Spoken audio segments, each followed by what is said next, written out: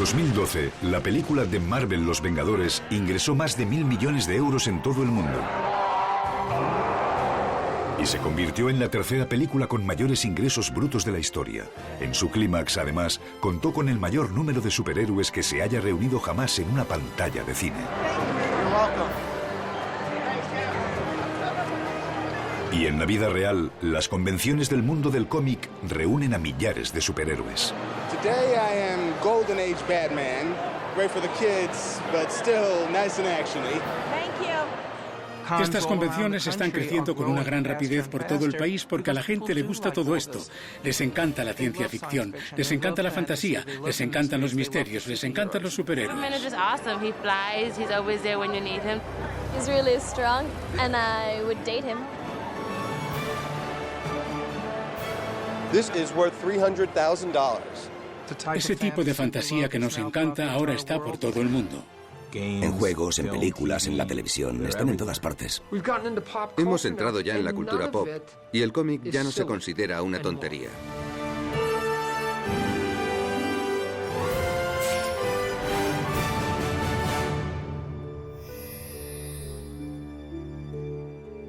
Hola, soy Liev Schreiber.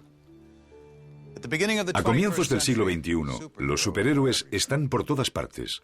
6 décadas después de que estuvieran a punto de desaparecer por las investigaciones gubernamentales, los personajes del cómic son más poderosos y complejos que nunca. Sus aventuras pueden ser nobles e inspiradoras o sombrías y duras. Pero la mitología de nuestros grandes superhéroes no solo conecta con los americanos, sino con gente de todos los rincones del mundo. Las mamás o papás que estén pensando en tirar todos esos cómics que tienen debajo de la cama, les conviene pensárselo 2 veces. ¿Cómo han pasado los cómics de ser pulps desechables de 10 centavos a convertirse en la piedra angular de una industria de miles de billones de dólares? Estos superhéroes disfrazados, ¿cómo consiguieron gustar no solo a los niños y adolescentes, sino a todas las generaciones y a todo tipo de personas? ¿Cómo se transformó Estados Unidos en una nación donde cualquiera puede ser un superhéroe y un superhéroe puede ser cualquiera?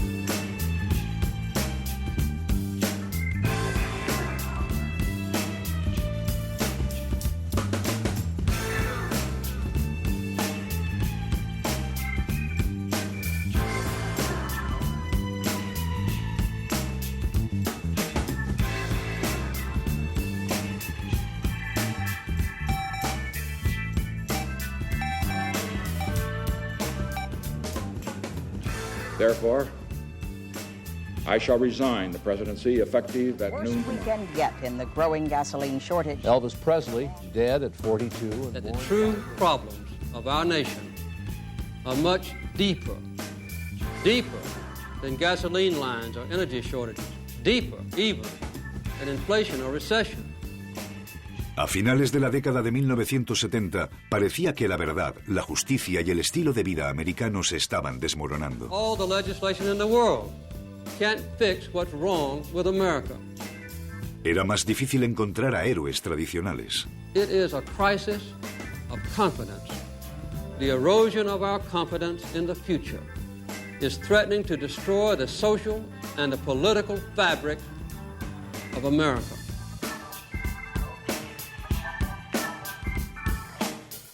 ¿Quién iba a acudir en nuestro rescate ahora? Who are you? A friend.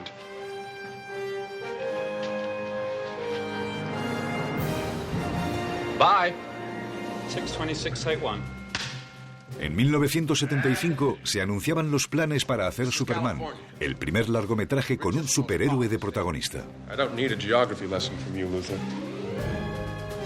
Superman fue producida por Warner Brothers, que formaba parte de Warner Communications, la empresa matriz propietaria ahora de DC Comics y de sus principales personajes. Durante la producción siempre nos preocupó si conseguiríamos dar vida a Superman. Porque hacer creer a la gente que un hombre puede volar no era en realidad la parte más difícil de la película. Todos sabemos que Superman puede saltar sobre los rascacielos. La pregunta era si iba a poder saltar sobre el vacío generacional existente desde los tiempos de Seagal y Shuster. Queríamos saber si un hombre de la inocente década de los 30 podía sobrevivir en la década de los 70 después del Watergate. Y bien, gracias a todos vosotros, se encuentra en plena forma. Estrenada en la Navidad de 1978, la película de Superman fue un éxito rotundo. Crítica y público quedaron maravillados por esta historia épica y por los efectos especiales sin precedentes. Tengo edad suficiente para recordar las películas para televisión del Capitán América que eran horribles, daban lástima. No tenían efectos especiales, tenían que lanzar el escudo y luego en la siguiente toma el escudo pegaba en alguien, pero no transmitía ninguna sensación de realidad. Menos mal que llegaron los efectos especiales y las imágenes generadas por ordenador. Un momento de la película mágico que aún hoy puedo ver una y otra vez sin cansarme es cuando llegan volando, se posan. Es una escena muy bonita en la que le dice buenas noches a la señorita Lane.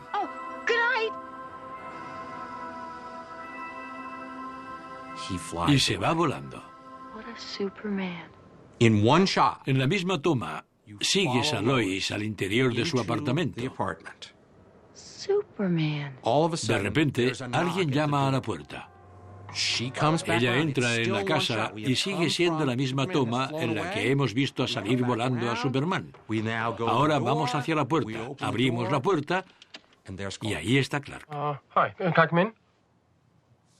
Ya está, da igual lo que pase después. Ya estás entregado. I was, at first, really nervous about tonight. But then I decided, well, darn it, I was going to show you the time of your life. No se trata de si crees que un hombre puede volar, sino de si te crees el papel de un hombre que hace de Superman. La gente no vio esa película porque volara muy bien. La vio por Chris Reeve, que hizo una interpretación que ha pasado a la historia. Conseguía que le cogieras cariño en la película. Si ese personaje no hubiera estado tan bien construido y tan bien interpretado, por mucho que volase, no le hubiera servido de nada. Aquella fue la primera película que le tomó en serio y que era algo más que una mera película del superhéroe o una versión histriónica de un superhéroe. Le convirtió en un personaje creíble, con corazón y peso. Y creo que desde entonces ha influido en todo el mundo y sigue influyendo. El desarrollo de la película de Superman tuvo una influencia trascendental en Jerry Siegel y Joe Shuster, los creadores del personaje original. Ellos ya no recibían ningún ingreso por Superman y ambos estaban pasando por momentos difíciles. Joe Shuster, an artist who's almost blind, living in near poverty. Jerry Siegel, reduced to supporting a wife and daughter on a $7,000 a year job as a mail clerk. Siegel y Shuster veían desde su situación de pobreza esta película de millones de dólares en la que todo el mundo iba a ganar una barbaridad de dinero, salvo las personas que habían creado el personaje de Superman. Con el apoyo de Neal Adams, Jerry Robinson y la Sociedad Nacional de Dibujantes de Cómics, llegaron a un acuerdo con Warner Communications. Siegel and Shuster, both 61, will each receive an annual $20,000 pension, full medical care and provisions for relatives. Their byline restored. Lo que quería hacer era que recuperasen el respeto hacia sí mismo y su dignidad como creadores. Y esa era en parte la razón para que volvieran a poner sus nombres en esa obra. Cuando Jerry Siegel y Joe Shuster empezaron a recibir el reconocimiento por su obra increíble e iónica, Superman, fue un día triunfal para el mundo de los cómics. Recuerdo ir al estreno de la primera película. Por desgracia, Joe no se encontraba bien para asistir, pero Jerry estaba allí con su esposa Joan. Y pudo ver su nombre y el de Joe en letras grandes en la pantalla. Y lloró durante la película. Dijo, así es justo como lo imaginé yo.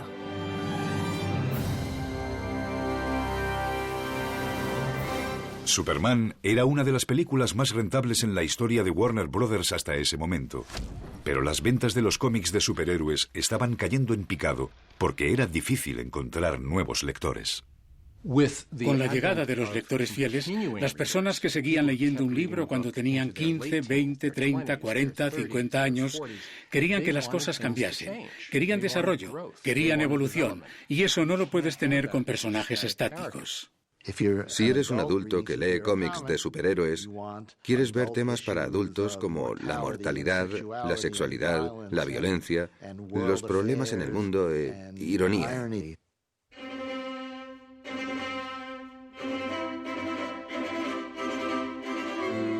Para intentar que nuestros personajes fueran reales, decidimos casar a Spider-Man.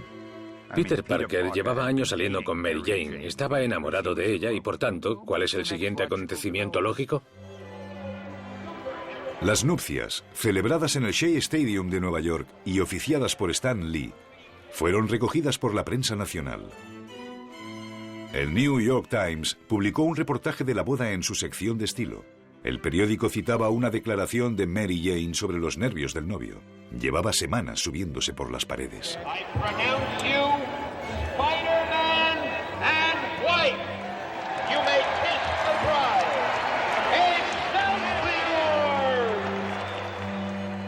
Si llevabas 10, 15 años leyendo a Spider-Man, esta era la situación lógica hacia la que debía ir el personaje. Pero si este personaje tiene que estar ahí para la siguiente oleada de jóvenes lectores, ¿dónde te detienes? ¿Debe tener hijos Peter Parker? ¿Debe hacerse mayor y convertirse en abuelo? ¿Debe morir finalmente? No podíamos llegar ahí.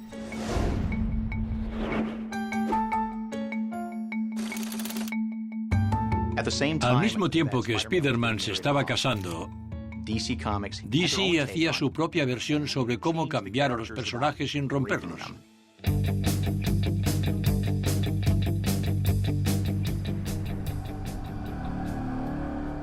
¿Sabes quién soy, mocoso? Soy la peor pesadilla que hayas tenido. Como la que te hacía despertar llamando a gritos a tu madre. Tú tienes madre, ¿no? Todos los mocosos deberían tener una madre. En 1986, el artista y escritor Frank Miller reinventó a Batman en El regreso del Caballero Oscuro, revitalizando al justiciero de la capa y devolviéndole a sus raíces con sus costumbres nocturnas. Con El regreso del Caballero Oscuro, Frank Miller hizo un Batman que, para los americanos que no eran fieles lectores de cómics, seguía siendo Adam West, un personaje de pum, bam, boj, y lo convirtió en una historia muy oscura, muy cruda y muy para adultos. Me pasó algo terrible. Cumplí 29 años y me di cuenta de que iba a cumplir los 30 e iba a ser mayor que Batman, y no podía permitirlo. Tenía que hacerle mayor a él. Él es una figura paterna muy seria. Tenía que solucionar eso rápidamente y le hice mayor. Y cuanto más desarrollaba la idea, mejor fue. Eligió convertirle en un hombre de 55 o 60 años, o la edad que sea. Es mayor, es canoso, es grueso, es musculoso. A pesar de todo eso, nunca cambiará. Es Batman. Hasta que muera, será Batman.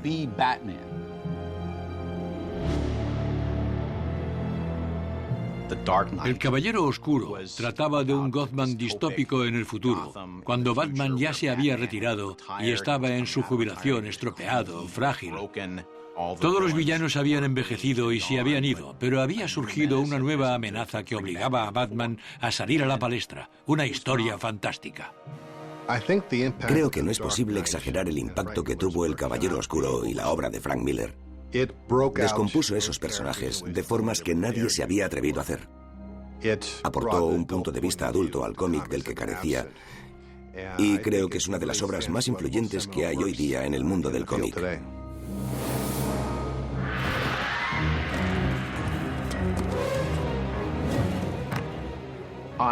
Me encantó el Batman de Tim Burton, de 1989. Había visto El regreso del Caballero Oscuro de niño y lo vi hecho realidad en la pantalla, y no era Adam West, ni era histriónico. El estudio se atrevió a sacar el nuevo Batman y lo hizo en una gran película. El personaje seguía teniendo ese matiz oscuro pero divertido, y a muchas personas se les quedó grabado. El Batman de Tim Burton era un hombre que luchaba contra el crimen con su disfraz de murciélago, aterrorizando a los delincuentes. Don't kill me, man! Don't kill me! Don't kill me, man! I'm not going to kill you. I want you to do me a favor. I want you to tell all your friends about me. What are you? I'm Batman. Cuando agarra al delincuente por la garganta, esa es la esencia de Batman. Por eso lleva el traje, por eso va disfrazado en el cómic, porque quiere atemorizar a los delincuentes. Yo siempre solía decir que si pones a Hitler, al diablo y a Gaddafi o a quien quieras junto a Batman en un cuarto, Batman sigue siendo el que más miedo da de todos. El momento crucial en el mundo de los cómics de superhéroes no fue ninguna publicación específica, fue un año específico. En 1986, DC acertó con El Caballero Oscuro de Frank Miller y con Vigilantes de Alan Moore y Dave Gibbons. Me llamo Alan Moore y escribo cómics. Alan Moore se autoproclamaba un neopagano del norte de Inglaterra. Había tenido éxito haciendo nuevas versiones de algunos de los personajes más antiguos de DC. En 1986, junto con el artista Dave Gibbons, comenzaron una serie épica de 12 números sobre un equipo de héroes con muchos puntos débiles. Entre ellos estaban Rorschach, un psicópata con gabardina; el Dr. Manhattan, un científico mejorado atómicamente con poderes mesiánicos; y el Comediante, un mercenario inmoral del gobierno. Yo quería crear personajes que tuvieran ambigüedades morales, que no fueran perfectos, de una sola dimensión, como cuando tienes al bueno y al malo.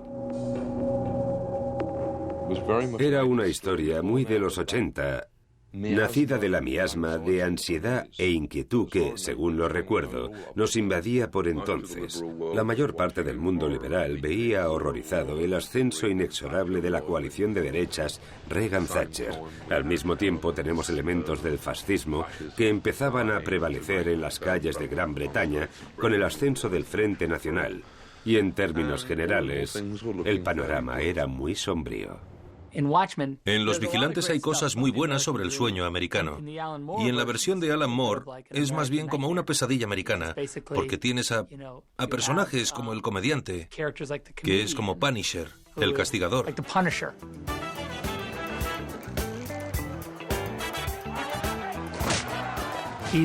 Va armado. Es un producto de la política exterior estadounidense y un psicópata temible que ha venido a matarnos a todos. Damn, I love working on American soil, Dan. Ain't had this much fun since Woodward and Bernstein.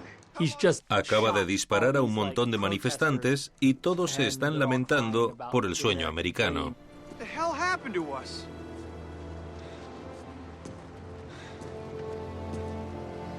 What happened to the American dream? What happened to the American dream? It came true. You're looking at it. Creo que es la visión que tiene Alan Moore de América. En vez de imaginar el antihéroe perfecto al estilo de Spider-Man, él examina uno de los problemas básicos que han tenido los superhéroes desde sus principios: que cualquiera que se ponga un disfraz para luchar contra los malos no es normal. Las calles son la continuación de las alcantarillas y las alcantarillas están llenas de sangre, y cuando los desagües se atasquen por la costra, todas las alimañas se ahogarán. La suciedad acumulada de todo el sexo y los asesinatos les llegará hasta la cintura, y todas las prostitutas y los políticos mirarán hacia arriba y gritarán «¡Sálvanos!», y yo miraré hacia abajo y susurraré «¡No!».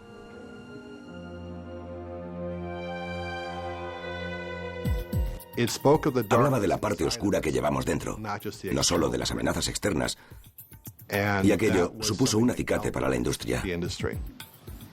Buenas noches, niños, y dulces sueños, estéis donde estéis.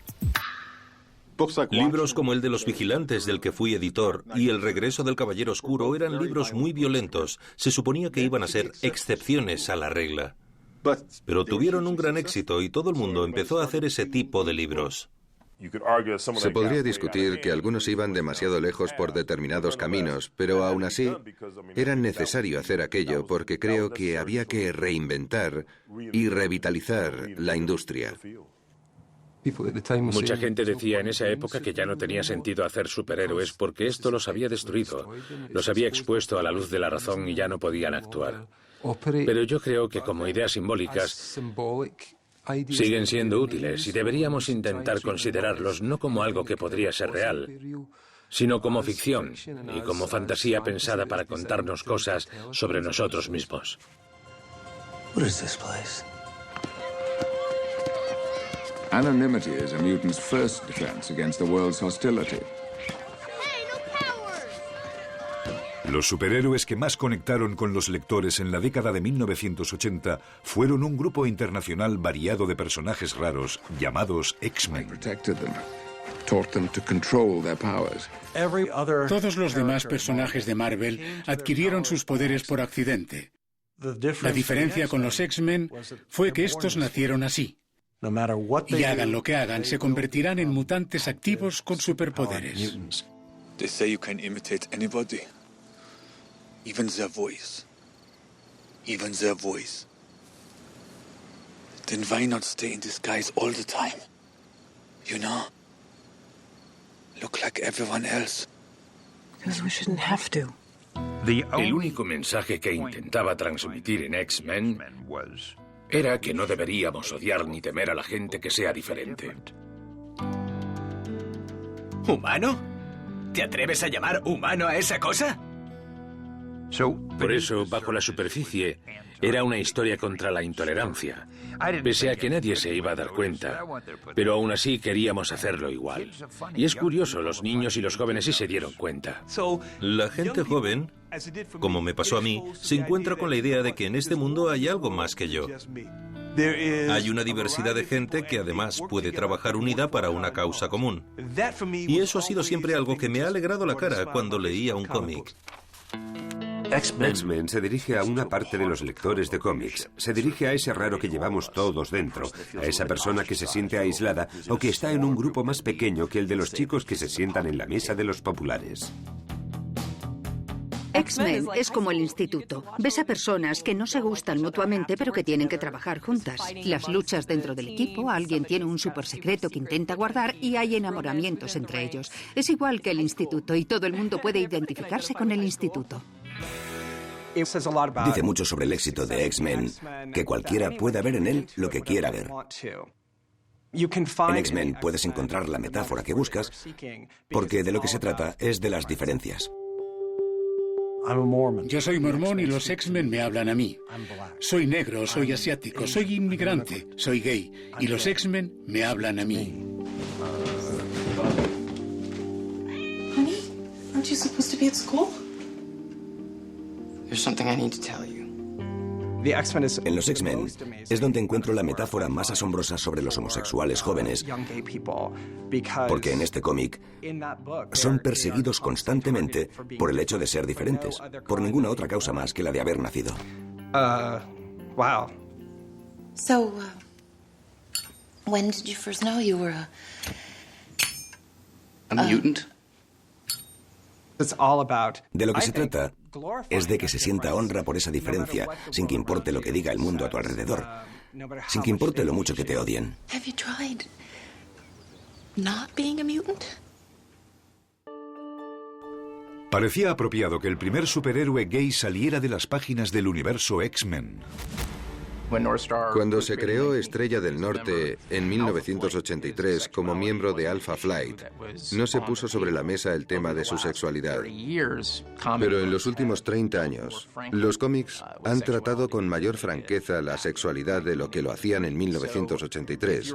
Por tanto, si lo que se busca es ver cómo evolucionó el cómic hasta el punto de que Estrella del Norte haya pasado de ser un superhéroe volador muy veloz, que formaba parte del equipo canadiense, al X-Man que es homosexual y que se casa.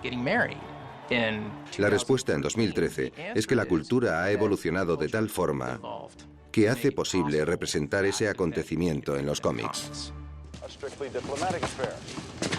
You owe me some money. Come on, let's do it. Let's not do this.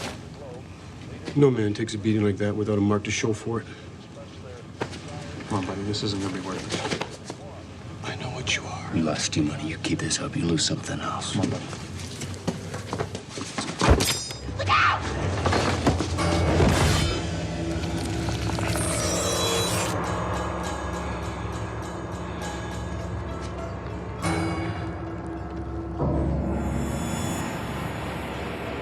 Get my bar freak.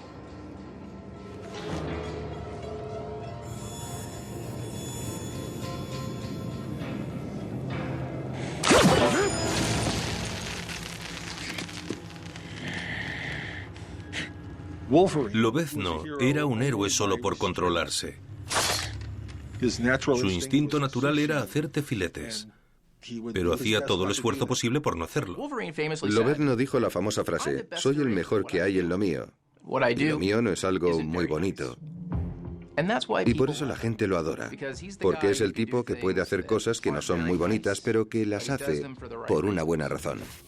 Lobezno es un héroe de éxito por muchas razones diferentes, seguro, pero para mí personalmente lo era por ser bajito. Yo mido como 1,62. Hugh Jackman es muy alto y por eso ahora todo el mundo piensa que es alto, pero en el cómic me parecía alucinante porque no era el típico personaje de 1,90 como Batman o Superman. Era un tipo de 1,60 m que parecía una boca de incendios, muy salvaje y antihéroe. No era como la mayoría de héroes de aquella época que estaban comprometidos con una ética determinada. Admiraba esa vena rebelde y el hecho de que le importase un comino. El número 1 de Marvel X-Men fue el número de cómic más vendido de la historia. Publicado en 1991 con portadas diferentes, con una historia de Chris Claremont y arte de Jim Lee, vendieron la friolera de 8 millones de copias. Lee formaba parte de una nueva raza de artistas que aportaban su talento de superestrella a cualquier título en el que trabajasen.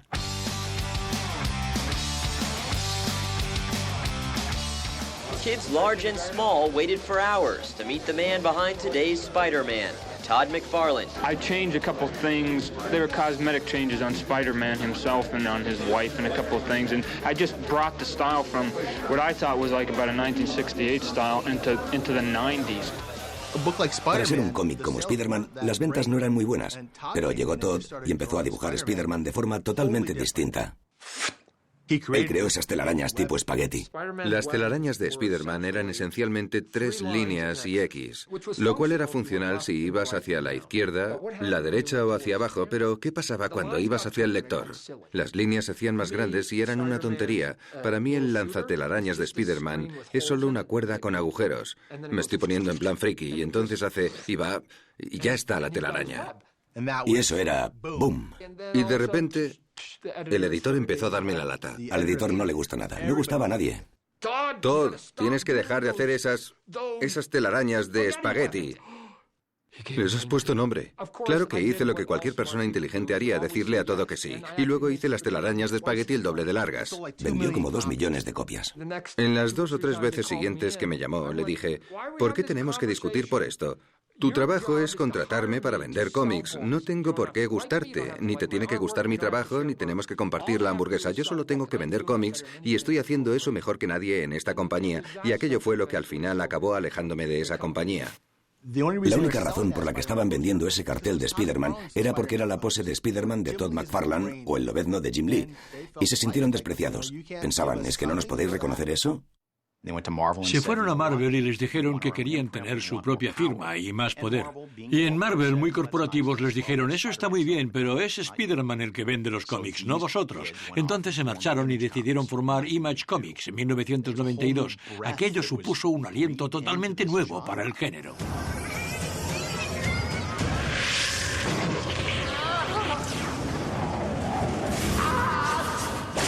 Spawn, de Todd McFarlane, encabezaba la lista. Yo no era un gran admirador de Superman, y la razón es porque me parecía inmune. Hiciera lo que hiciera, no le afectaba. Por eso creé Spawn de forma que tuviera los poderes de Superman, pero que si los usaba, se le acortara la vida. Pensaron, ¿para qué vamos a crear cómics o personajes nuevos que no son nuestros? Ahora ya no tenían a los editores o a las grandes compañías diciéndoles, haced esto o no hagáis esto. Podían hacer lo que querían. Teníamos la libertad de contar cualquier historia que quisiéramos y esa era la idea que se transmitía a todos los diferentes creadores con los que trabajábamos. Ahora éramos los internos quienes estábamos al mando del manicomio. En Image, las historias tomaron derroteros más violentos y los villanos podían acabar fácilmente asesinados. Batman atrapa al Joker y el Joker mata a alguien y entonces le meten en la cárcel, pero el Joker se escapa y luego mata a alguien. Batman le vuelve a atrapar pero se escapa y mata a alguien y así hasta la náusea durante 40 años. Ya hay 100 personas muertas, pero en algún momento Batman podría haber acabado con los asesinatos, matando al Joker. Y ya está, hemos acabado, se terminó el problema. Pero es un personaje importante y no podemos matarle. Por eso, en el número 5 de Spawn, creé un personaje, Billy Kincaid, que es un pedófilo. Spawn liquida a Billy Kincaid. Y en ese número dice, yo no soy como los personajes de Marvel, no soy un personaje de DC. Yo no tengo ningún código de ética para los cómics. Y puedo hacer cómics para adultos si lo necesito.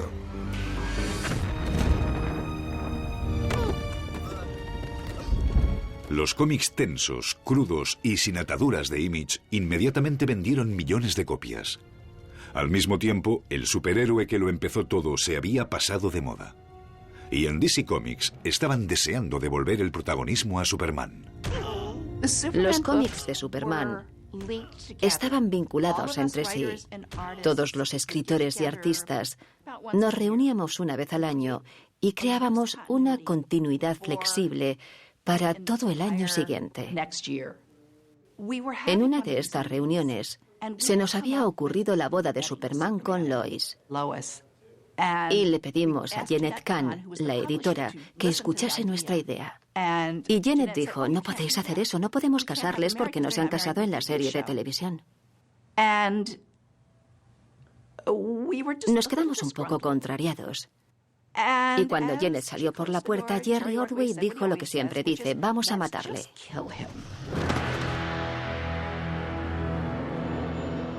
Y en vez de reírnos todos, esa vez dijimos, sí, vamos a matarle. It wasn't kryptonite that killed Superman. It was the comic strip's writers. They killed off Superman. What's next? Ya habíamos hecho eso muchas veces en el pasado. Moría en un número, pero luego aparecía vivo en el siguiente y dijimos, no, va a morir de verdad. No va a morir solo en un número. Va a ser una muerte lenta y dolorosa luchando. Y después seguirá muerto. Y el día que murió Superman, todos llevábamos brazaletes negros en la oficina. La muerte de Superman fue un evento de 11 números que trascendió el género y recibió una atención sin precedentes de los medios de comunicación. Los compradores podían adquirir el cómic normal o una edición conmemorativa envuelta en poliéster para coleccionistas. Esto que tengo en mis manos es lo que comenzó el gran apogeo del coleccionismo con DC. Uno de los cómics más importantes de la historia. Superman 75, La muerte de Superman, versión en bolsa negra. Y dentro venía este cómic, la lápida de Superman, una colección de sellos, la necrológica en el Daily Planet y el brazalete negro. Why did he have to die? He's maybe a little too good for the world we live in right now. Also, sales were lagging. From a peak of nearly 1 million comic books a month in the 1950s to barely 250,000 recently. But the Death of Superman issue that flooded comic book stores today is expected to sell close to 3 million copies. La gente los compraba de 10 en 10. Los compraban para sus tíos y tías, sobrinos y sobrinas, amigos, perros. No sé, los compraban para todo el mundo. I have a 2-year-old baby and I figured when she gets grown this is a college education. And I'll be back here to buy the issue when he comes back so then she can go to pre-med school also. Sabíamos que lo íbamos a resucitar porque no somos idiotas. Además, no nos habrían dejado matarle de verdad. No me podía creer que la gente se creyera que había muerto de verdad. Estamos tan acostumbrados a que los cómics sean la tierra del renacimiento eterno que nunca se nos pasó por la cabeza que la gente se creyera que había muerto de verdad. Y solo pasó un año de tortura hasta que finalmente resucitamos a nuestro héroe. Nada dura eternamente. Así que un año después, cuando anunciaron el regreso de Superman, de repente hubo algunos cómics que dejaron de venderse.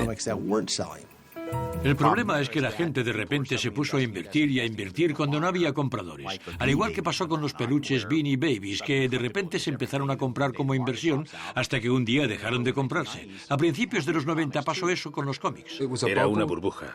Los precios estaban inflados y la gente llegaba y decía, si tienes un número 1 de este cómic, con su cubierta dorada especial, algún día valdrá tanto como un ejemplar de Action Comics número 1 que tu madre guardaba en el sótano. Y por supuesto no es porque estos cómics se produzcan en cantidades masivas. Aún hay millones de ellos en almacenes que no valen nada.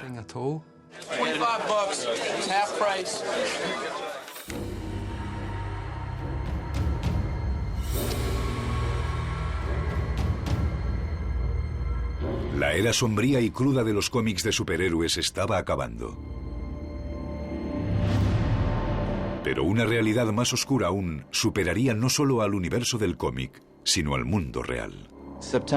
El 11 de septiembre de 2001, el significado de "en el cielo, mirad", cambió para siempre en la ciudad de Nueva York. Cambió de forma dramática. Ahora se confundían el mundo de fantasía de los cómics con la realidad. Cualquier chico que hubiera crecido leyendo cómics había visto edificios de Nueva York destruidos una y otra vez de muchas formas, pero nada de eso podía preparar a la gente para ver la realidad. Una de las cosas que teníamos claro todos nosotros en Marvel es que aquello era algo que teníamos que abordar en nuestros cómics. Somos una compañía, un universo que ha dibujado a Spider-Man columpiándose entre esas torres. Teníamos que abordar el 11 de septiembre. Solo unos locos podrían mantener la idea, ejecutar el acto, pilotar los aviones. El mundo sano siempre será vulnerable a los locos, porque nosotros no podemos ir hasta donde llegan ellos para provocar semejantes cosas. No pudimos verlo venir. No pudimos estar aquí antes de que pasara. No pudimos detenerlo, pero ahora estamos aquí. No podéis verlo por la nube de polvo, pero estamos aquí. La idea era que nuestros personajes estuvieran espiritualmente detrás de los equipos de rescate y por admiración hacia ellos, hacia la policía, los bomberos, los equipos de emergencias, los voluntarios, hacia todos los que estaban allí. Lo conmovedor y significativo de aquel cómic era que la respuesta que Marvel Comics y todos los héroes podían dar a esta tragedia en su ciudad era reunirse impotentes y llorar. Era también reconocer que si no servimos para estas situaciones, entonces ¿para qué servimos? Today we take an essential step in defeating terrorism while protecting the constitutional rights of all Americans. It is now my honor to sign into law the USA Patriot Act of 2001.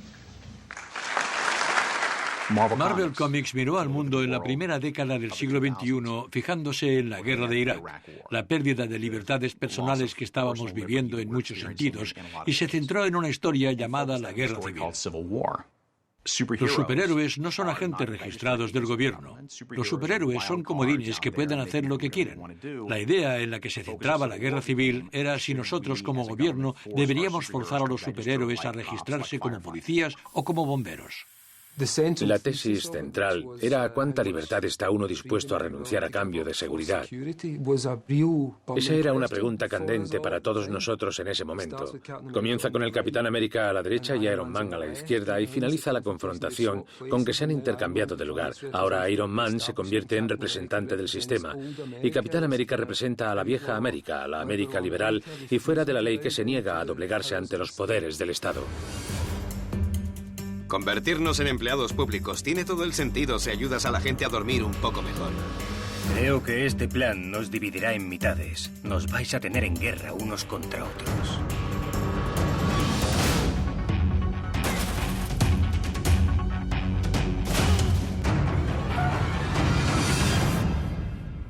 Y fue muy sencillo como cómic. Creo que por eso funcionó. Así es como se resuelven los problemas en los cómics. Hay un tipo que representa esto y otro tipo que representa aquello, y dejamos que se peleen entre ellos a ver quién gana.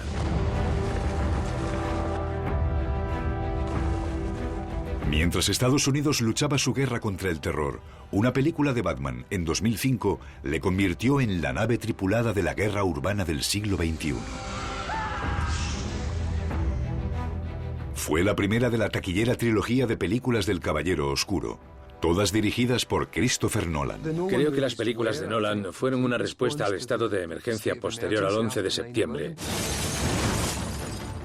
Trata de una guerra sin estado, y sobre un hombre contra un enemigo al que no puedes ni señalar porque podría salir de cualquier agujero en cualquier momento. El Batman de Christopher Nolan es el mejor Batman y el más serio.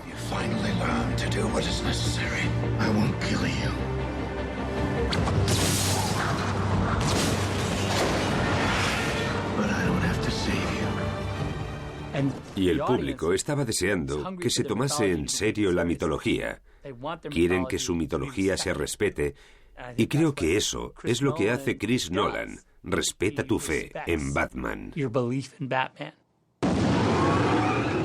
La gente siempre dice, el Caballero Oscuro es muy oscuro, y yo les digo, sí, es oscuro, pero aún así es divertido. So what do you think? Does it come in black? Por supuesto, la mayoría de películas de superhéroes solamente proporcionaban una evasión, escenificando los conflictos de las páginas de los cómics, donde los supervillanos amenacen con hacer daño y los superhéroes acudan al rescate.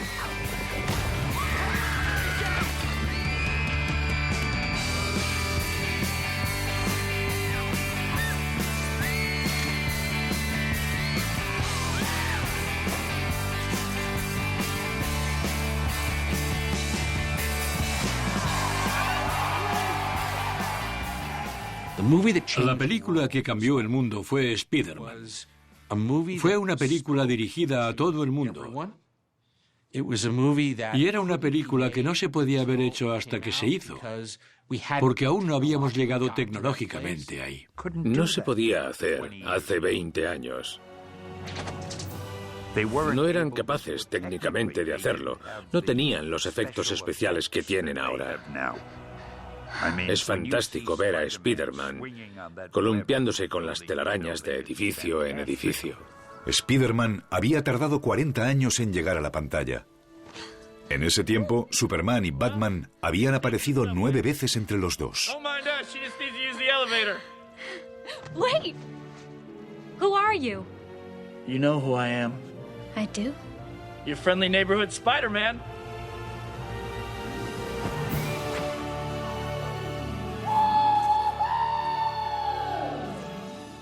Las chicas, las mamás, toda la familia, todo el mundo, de repente decían: un momento, eso es sensual. Los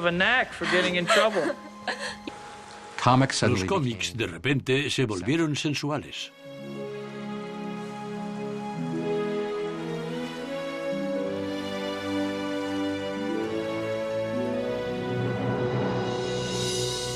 Las películas de superhéroes proporcionan muchos tipos de evasión. Son coloridas, son ruidosas, tienen mucha acción. Y si son buenas de verdad, tienen grandes personajes también.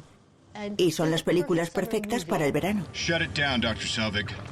Iron Man, Los Vengadores, han ayudado mucho a que los superhéroes mantengan su inocencia. Son películas fantásticas y entretenidas para el verano, para la familia y para todo tipo de públicos. Permiten que perdure la mitología inocente, lo cual creo que es algo bueno.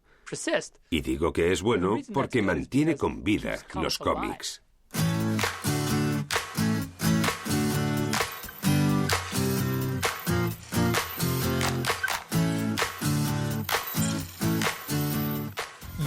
Se puede disfrutar de los superhéroes, aunque nunca hayas leído un cómic. Puedes ponerte la camiseta y comprar el juguete y puedes coleccionar un superhéroe determinado sin necesidad de meterte en la narrativa con la que nacieron los cómics. Los videojuegos son la forma de arte más emocionante actualmente y es la que incluirá a todas las demás en los próximos 10 años. Ahí es donde está toda la atención ahora. Ya hay bastante gente que ha dado ese salto porque, en definitiva, también son historias de fantasía.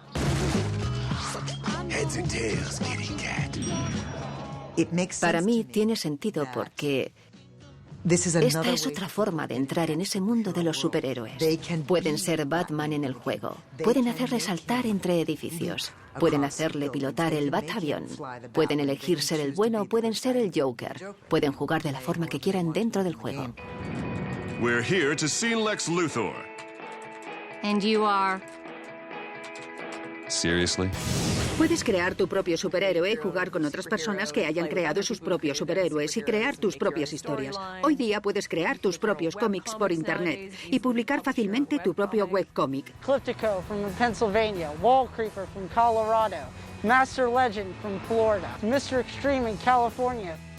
Hoy día hay incluso gente que se viste de superhéroe y lucha contra el crimen en la vida real. Esta gente está loca. Han encontrado la forma de hacerlo en la vida real. Los superhéroes y los cómics ya no están restringidos a los medios impresos.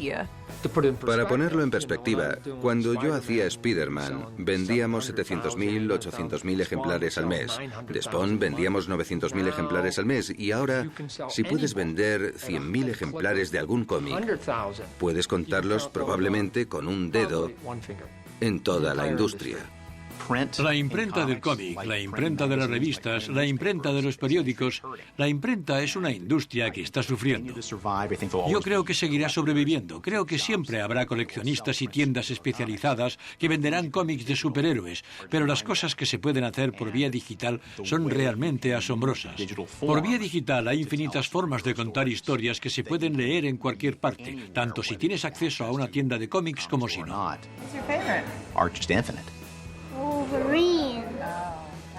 Es un medio de presentación. La gente no para de decir que va a ser la ruina para el cómic, pero eso depende de tu definición de un cómic. Y la mía es palabras e imágenes. ¿Que si yo creo que las palabras y las imágenes van a desaparecer? Nunca. Han estado ahí desde que los hombres de las cavernas garabateaban en tiempos prehistóricos. Lo único que ha cambiado es el medio de presentación. Que ahora se presente en un ordenador, o en una tableta, o en papel. ¿Qué más da? Los cómics son la base del éxito de los superhéroes. Son como la sangre de sus venas y la causa de que la gente adore a estos personajes. Me encantan los cómics y quiero seguir leyéndolos siempre. Pero los superhéroes los necesitan porque se fosilizarán como Dick Tracy o el hombre enmascarado. Si dejas de publicar superhéroes ahora, todas las nuevas ideas que les hacen mantener la relevancia se terminarán. Se quedarán fosilizados en ámbar, como el mosquito de Parque Jurásico.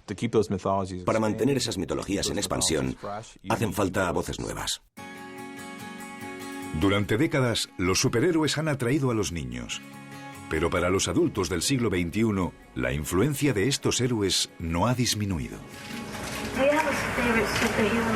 I do.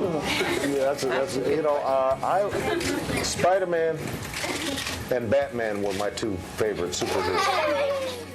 El presidente mencionó que era un gran admirador de Spider-Man y a nosotros eso nos pareció la mayor publicidad que podíamos obtener. Sin habérselo pedido, mencionó el nombre de nuestros personajes ante los medios de comunicación. Tenemos que descubrirnos ante él. Gracias por la publicidad, señor presidente. Y le vamos a dedicar uno. Si usted es admirador de Spider-Man, aquí tiene. Va a disfrutar de una pequeña aventura con Spider. Cuando el presidente de los Estados Unidos alaba a un superhéroe, alaba los cómics, eso significa que ya no puede ser más oficial que los cómics hayan pasado de ser para las minorías a ser para las mayorías. Cuando el presidente de Estados Unidos te está apoyando públicamente, eres oficialmente mayoritario. Punto.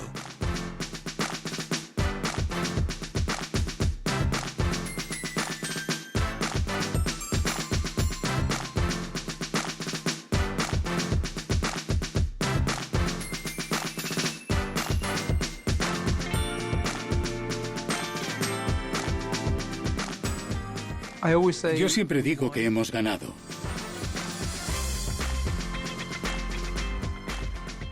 Después de que nos hayan dicho que lo que hacíamos era para niños y que disfrutábamos con tonterías, que éramos raros, frikis o lo que sea, resulta que todo el mundo era así también, solo que les ha llevado tiempo admitirlo. Solíamos reírnos de ello, incluso hace solo 10 o 15 años, si andabas por ahí con una camiseta con el símbolo del escudo del Capitán América en el pecho. Y ahora la gente va por ahí dando discursos con esa camiseta puesta. Nuestra fantasía está ahora en todas partes, lo que significa que si te gustan los superhéroes, puedes encontrarlos en el cine. Y esas películas son las películas más grandes que hay.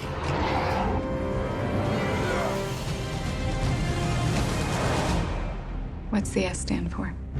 It's not an S. On my world, it means hope.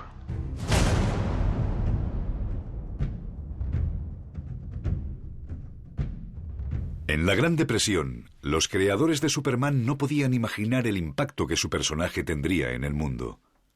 No solo hay superhéroes por todas partes, sino que sus cualidades heroicas tienen más sentido que nunca.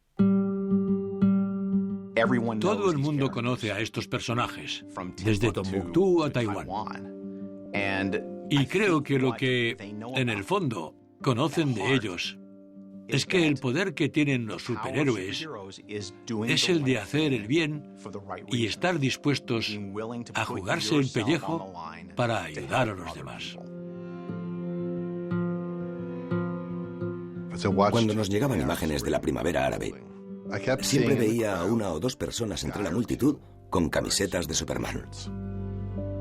Donde hay lucha, donde hay agitación, siempre hay alguien con una camiseta de Superman. Creo que es un símbolo de esperanza, ya sea para alguien que lucha por los derechos en otro país o alguien que es perseguido.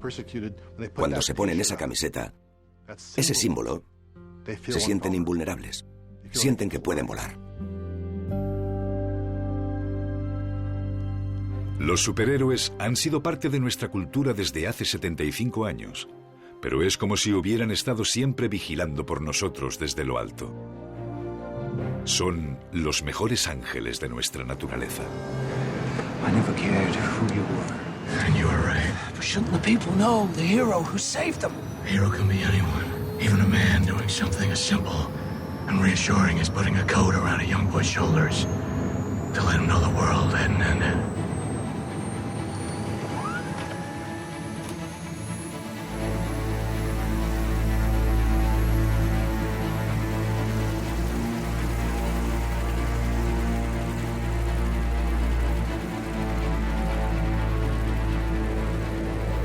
Bruce Wayne.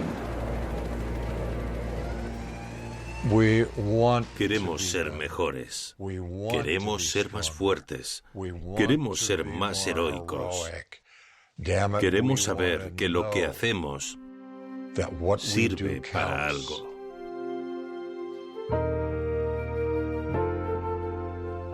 Los superhéroes siempre han prosperado en épocas de grandes adversidades en Estados Unidos. En la época de la Depresión teníamos miedo de si seríamos capaces de llevar comida a la mesa. Teníamos miedo de involucrarnos en una gran guerra mundial que nos quitase nuestra libertad. En la era nuclear teníamos miedo de la radiación. Hoy tenemos miedo de los ataques terroristas. Y en todas esas épocas de la historia es cuando los superhéroes han disfrutado de un mayor resurgimiento.